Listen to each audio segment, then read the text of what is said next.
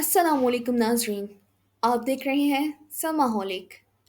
आज हम बात करेंगे एक ऐसे आलमी बहरान की जो सिर्फ अमेरिका और रूस के बीच नहीं बल्कि भारत के लिए भी बड़े मुआशी और सफारती खतरे की घंटी बजा रहा है। जी हाँ, अमरीकी हुकूमत ने वाज़ेह पैगाम दे दिया है कि अगर अलास्का में ट्रंप और पुतिन के दरमियान होने वाले अहम मुज़ाकरात नाकाम होते हैं तो भारत पर मौजूदा महसूलात से भी ज़्यादा सख्त तिजारती पाबंदियां लग सकती हैं। ये महज एक धमकी नहीं, बल्कि इसके पीछे बरसों का पस मंज़र, ताकत की सियासत और मुआशी मफादात की जंग छुपी हुई है। आज की इस वीडियो में हम इस मामले की जड़ तक जाएंगे। आपको बताएंगे कि ये बहरान कैसे शुरू हुआ, क्यों बढ़ रहा है और इसके क्या मुमकिन असरात हो सकते हैं। आखिर में आपके साथ कुछ ऐसे हकाइक भी शेयर करेंगे जो शायद आपने पहले कभी ना सुने हों। सबसे पहले पस मंज़र को समझते हैं।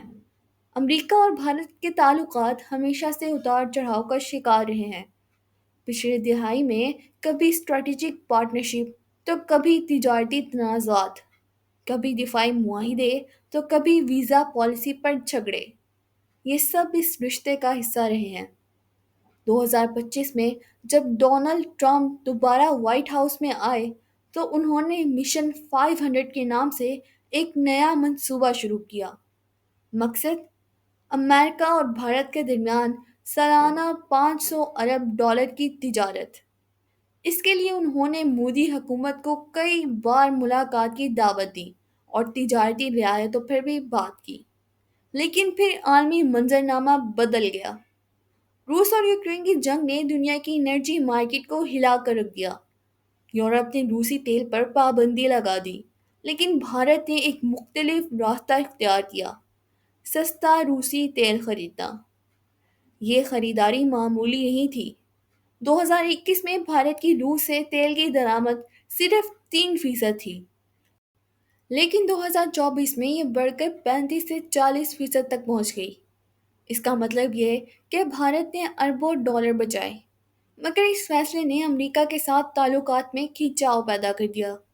अमेरिका ने भारत को खबरदार किया कि वो रूसी तवानाई पर इन्हिसार कम करे, वरना इक्तसादी कार्रवाई होगी।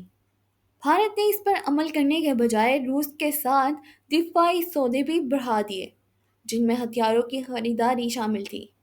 नतीजा, ट्रंप इंतज़ामिया ने पहले 25% रेसिप्रोकल टैरिफ्स लगाए, यानी जो महसूलात भारत अमरीकी मसनूआत पर लगाता था, अमेरिका ने भी इतने ही लगा दिए।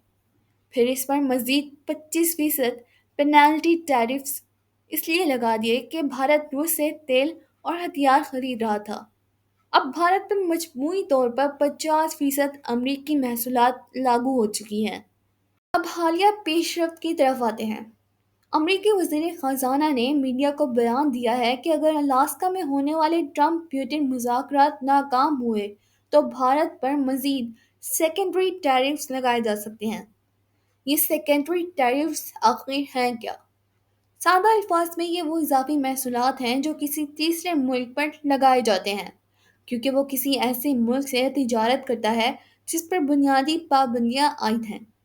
इस केस में अमेरिका रूस पर पाबंदियां लगा चुका है और भारत रूस से तेल और दिफाई सामान खरीद रहा है, इसलिए भारत को भी सज़ा मिल सकती है।